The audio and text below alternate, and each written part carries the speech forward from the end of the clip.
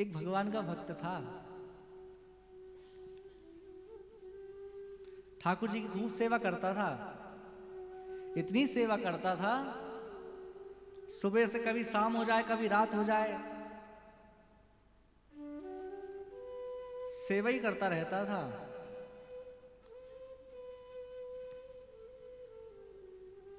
पर उसके घर में ज्यादा धन नहीं था, उसके घर में धन की कमी थी। किसी ने कहा, अरे तुम ठाकुर जी की सेवा करते हो ना, इसलिए तुम्हारे पास धन नहीं है। तुम शिव जी की सेवा करके देखो, उनकी पूजा करके देखो, फिर देखना कैसे धन आता है। हम लोग ऐसे ही हैं, बड़ी जल्दी अविश्वास होता है।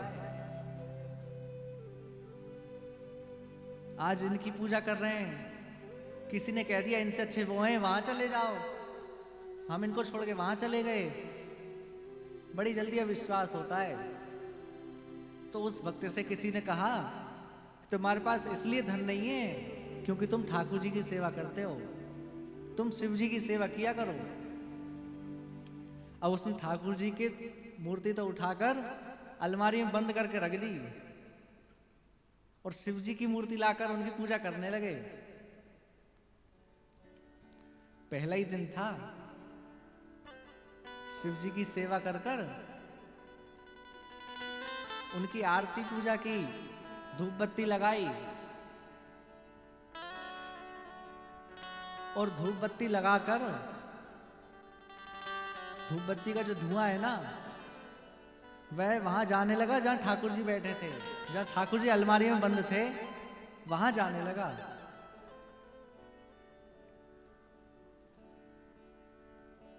तो जाकर ठाकुर जी को उठाया अलमारी में से और कहा, मैंने इतने दिन से तुम्हारी पूजा की, जब तुम्हें कोई फर्क नहीं पड़ा, और आज मैं अब तुम्हारी सेवा कर रहा हूं, आज मैं भगवान शिव की सेवा कर रहा हूं, तो आपको चिढ़ हो रही है, आप उसका धुआं अपनी तरफ खींच रहे हैं, चिढ़ हो रही है आपको। जैसे ही इतना कहा तो आप आश्चर्य मानेंगे, ठाकुर जी सामने प्रकट हो गए, ठाकुर जी सामने प्रकट हो गए, साक्षात आ गए।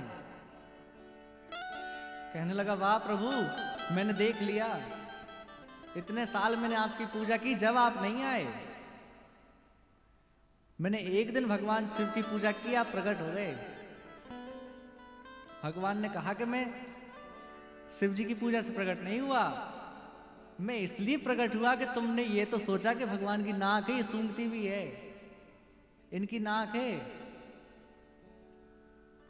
अभी तक तुम मुझे मूर्ति मानते थे केवल, आज तुम्हें ये लगा कि सूंघते भी हैं, इसलिए मैं प्रकट हुआ।